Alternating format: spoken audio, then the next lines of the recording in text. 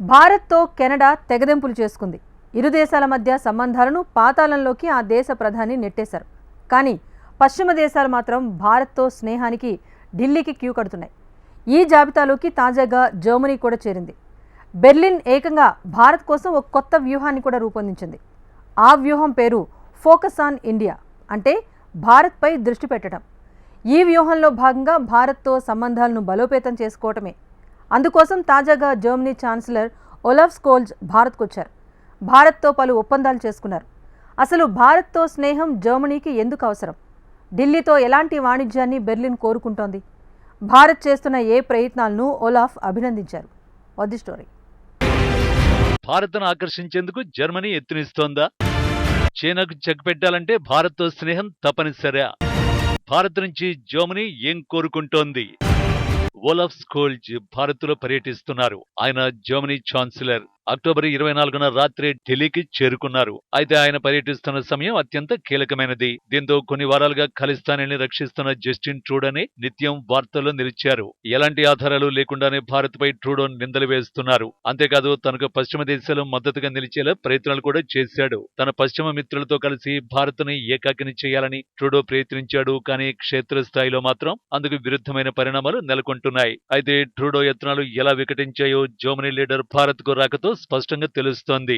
భారత్ సంబంధాలను బలోపేతం చేసుకోవాలని పలు అగ్రదేశాల నాయకులు కోరుకుంటున్నారు. ఆ జాబితాలోకి ఇప్పుడు ఓలాఫ్ స్కోల్జ్ కూడా చేరారు. భారత్ వ్యూహాత్మక సంబంధాలను మరింత పటిష్టం చేసుకోవాలని ఓలాఫ్ భావిస్తున్నారు. చైనాను అడ్డుకునేందుకు భారత్ సహాయాన్ని ఆయన కోరుకుంటున్నారు. భారత్ సహాయంతోనే ఇండో పెసిఫిక్ ప్రశాంతంగా ఉంటుందని స్కోల్జ్ గుర్తించారు. అంతేకాదు ఉక్రెయిన్ యుద్ధాన్ని ముగించేందుకు కూడా భారత్ సాయాన్ని స్కోల్జ్ కోరుతున్నారు. శాశ్వతమైన న్యాయమైన శాంతి ప్రయత్నాలకు భారత్కు తాను మద్దతిస్తున్నట్టు జర్మనీ ఛాన్సలర్ వెల్లడించారు. అన్ని పార్టీలతో విశ్వసనీయ సంబంధాలున్న భారత్ సంఘర్షణకు రాజకీయ పరిష్కారాన్ని సూచించగలదన్నారు. భారత సంసిద్ధతపై తనకు ఆనందంగా ఉందని స్కోల్జ్ తెలిపారు. భారత ప్రధానమంత్రి నరేంద్ర మోడీని కలిసిన సందర్భంగా జర్మనీ ఛాన్సలర్ ఉక్రెయిన్ యుద్ధంలో భారత మధ్యవర్తిత్వం గురించి ప్రస్తావించారు. స్కోల్జీ భారీగా మంత్రులు, ప్రతినిధి బృందాలను తీసుకుని భారత్ కు వచ్చారు. సింపుల్ గా చెప్పాలంటే భారీ అంచనాలతోనే ఓలాఫ్ ఢిల్లీకి వచ్చినట్టు తెలుస్తోంది. వారం రోజుల క్రితం జర్మనీ కొత్త వ్యూహాన్ని వెల్లడించింది. ఈ వ్యూహం మరేదో కాదు, భారత్ పై దృష్టి సారించడమే. భారత్ సంబంధాలను పెంచుకోవాలనేదే ఈ వ్యూహం. అందులో భాగంగానే స్కోల్జీ భారత్ లో పర్యటిస్తున్నారు. ఈ నేపథ్యంలో పలు ఒప్పందాలపై ఇరువురు నేతలు సంతకాలు చేశారు. రక్షణ రంగం నుంచి ఇన్ఫర్మేషన్ టెక్నాలజీ వరకు, క్లీన్ ఎనర్జీ, స్కిల్ డెవలప్మెంట్ వంటి విస్తృతమైన అంశాలపై ఈ ఒప్పందాలు చేసుకున్నారు. ఇప్పటికే విస్తరిస్తున్న సెమీ కండక్టర్లు, ఏఐ వంటి రంగాలపైన భారత్ తో స్కోల్జీ ఒప్పందాలు చేసుకున్నారు. భారత్ పై దృష్టి పెట్టాలన్న జర్మనీ వ్యూహాన్ని స్వాగతిస్తున్నట్టు ప్రధాని మోడీ తెలిపారు. రెండు దేశాల భాగస్వామ్యాన్ని కొత్త బ్లూ ప్రింట్ నడిపిస్తుందని మోడీ వెల్లడించారు. जर्मनी की फोकस ऑन इंडिया स्ट्रैटेजी के लिए मैं चांसलर सोच का अभिनंदन करता हूं। इसमें विश्व के दो बड़े लोकतंत्रों के बीच पार्टनरशिप को कॉम्प्रिहेंसिव तरीके से मॉडर्नाइज और एलिवेट करने का ब्लूप्रिंट है। సో భారత్, జర్మనీ దేశాలు తమ సంబంధాలకు కొత్త రూపాన్నిచ్చే దిశగా అడుగులేస్తున్నాయి. ఇరు దేశాల మధ్య సహకారానికి రక్షణ రంగం ప్రధానమైనది. భారత్ కు తమ ఆయుధాలను విక్రయించేందుకు జర్మనీ సై అంటోంది. స్కోల్జ్ భారత పర్యటనకు బయలుదేరడానికి ముందే జర్మనీ కీలక ప్రకటన చేసింది. ఇండియాకు స్పెషల్ స్టేటస్ పొడిగిస్తున్నట్టు తెలిపింది. ఈ స్పెషల్ స్టేటస్ తో మిలిటరీ కొనుగోళ్లు వేగవంతంగా నిర్వహించొచ్చు. ఇది జలాంతర్గాముల ఒప్పందాన్ని మరింత సులభతరం చేస్తుంది. జర్మనీ నుంచి 6 జలాంతర్గాముల కొనుగోలుకు భారత్ ఒప్పందాన్ని కుదుర్చుకుంది. వాటిని భారత్లోనే జర్మనీ తయారు చేయనుంది. అంతేకాదు మిలిటరీ సహకారాన్ని కూడా జర్మనీ విస్తరిస్తోంది. తాజాగా ఓలాఫ్ స్కోల్జ్ గోవాలోనూ పర్యటించారు. అక్కడ జర్మనీ విధ్వంసక నౌక, రవాణా నౌకల్ని స్కోల్జ్ వీక్షించనున్నారు. భారత నేవీతో కలిసి జర్మనీ నిర్వహిస్తున్న సైనిక విన్యాసాల్లో భాగంగానే ఆ దేశానికి చెందిన విధ్వంసక నౌక అరేబియాలో భారత తీరానికి చేరుకుంది. ఎందుకు జర్మనీ భారత్ తో మరింత సన్నిహితంగా ఉండాలని కోరుకుంటోంది అంటే చైనా దూకుడే కారణం. ప్రత్యేకించి ఇండో పెసిఫిక్ లో చైనా బెదిరింపులకు దిగుతోంది. ఇండియా, జర్మనీ కలిసి పనిచేస్తూ ప్రధాన సముద్ర వాణిజ్య మార్గాలను రక్షిస్తాయని స్కోల్జీ తెలిపారు. స్వేచ్ఛ సముద్ర మార్గానికి అవకాశం లభిస్తుందన్నారు. తమ సైనికులు గోవాకు రావడం ఆనందంగా ఉందని ఓలాఫ్ చెప్పారు. వాణిజ్యంలోనూ చైనా సమస్యగా మారింది. అందుకే చైనా దిగుమతులపైనే ఎక్కువగా జర్మనీ ఆధారపడుతోంది.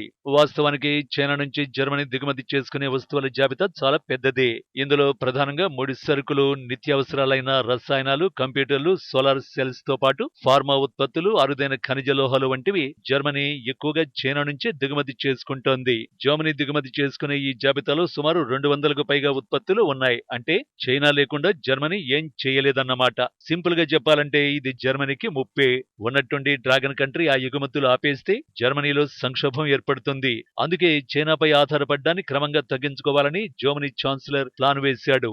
అందుకే స్కోల్జీ భారత సాయాన్ని కోరుతున్నారు. అతడు ప్రధానంగా ఇండియా స్వేచ్ఛా వాణిజ్యాన్ని తెరపైకి తెస్తున్నారు. తమ ప్రభుత్వం త్వరితగతిన పురోగతి, వేగంగా పనులను చేయడానికి అడుగులు వేస్తోందని ఓలాఫ్ చెప్పారు. ఇరు దేశాలు కలిసి పనిచేస్తే సంవత్సరాలు పట్టే పని నెలల్లోనే అయిపోతుందని స్పష్టం చేశారు. Government is pushing for swift progress and rapid conclusions, and I'm sure that if we work on together on this, Prime Minister, this could happen in months rather than years. ఇరు దేశాల మధ్య వాణిజ్యాన్ని కొత్త పుంతలు తొక్కించేందుకు కొన్ని మార్పులు అవసరమని జర్మనీ ఛాన్సలర్ తెలిపారు. అందులో భాగంగా భారతీయ వర్కర్లకు మరిన్ని వీసాలనిచ్చేందుకు జర్మనీ గ్రీన్ సిగ్నల్ ఇచ్చింది. ఏటా ఇచ్చే వీసాల సంఖ్యను తాజాగా భారీగా పెంచింది. గతంలో ఏటా భారతీయులకు 20,000 వీసాలు మాత్రమే జర్మనీ ఇచ్చేది.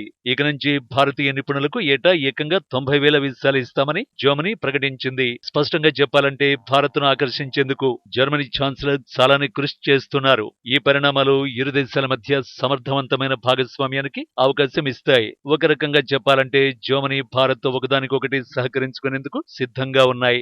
అయితే ఇరువైపులా ఫలితాలను సాధించడంలో మాత్రం విఫలమవుతున్నారు. అయితే ఈ సమస్యను పరిష్కరించే ప్రయత్నాలకు తాజా జర్మనీ ఛాన్సలర్ పర్యటన కొత్త ఊపు ఇస్తోంది. స్కోల్జీ సరైన మార్గంలోనే వెళుతున్నాడు.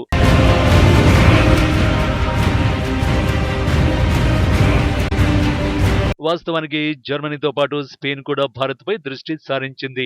భారత్ తో డీల్స్ కోసం ఈ రెండు దేశాలు ప్రయత్నాలు ముమ్మరం చేశాయి. ఎలాంటి డీల్స్ అంటే జలాంతర్గాములను భారత్ కు విక్రయించేందుకు ఈ రెండు యూరోప్ దేశాలు ఆసక్తి చూపుతున్నాయి. ప్రస్తుతం 6 జలాంతర్గాములను కొనుగోలు చేయాలని ఢిల్లీ యోచిస్తోంది.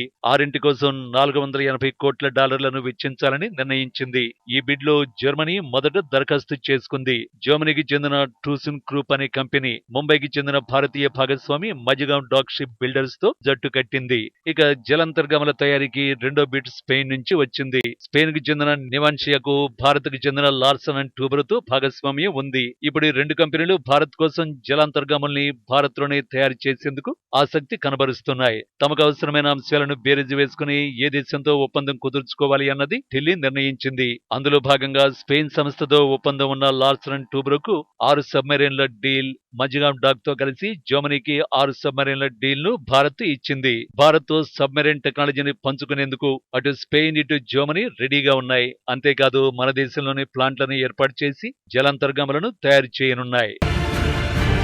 మొత్తంగా భారత్ సంబంధాలను కెనడా తెంచేసుకుంది. కానీ భారత్ కు వ్యతిరేకంగా జట్టు కడతారని ట్రూడో భావించిన మిత్ర దేశాలు మాత్రం భారత్ తో స్నేహానికి సై అంటున్నాయి. ఇప్పుడు స్కోల్జీ కూడా ఆ రూట్ లోనే భారత్ కు వచ్చాడు. భారత్ తో కలిసి ఉంటే భవిష్యత్తులో ఎన్నో ప్రయోజనాలు ఉంటాయని జర్మనీ ఛాన్సలర్ ఇప్పుడే అంచనా వేశారు. కానీ ట్రూడో మాత్రం తన స్వార్థ రాజకీయాలకు ఇరు దేశాల సంబంధాలను తెంచేశాడు.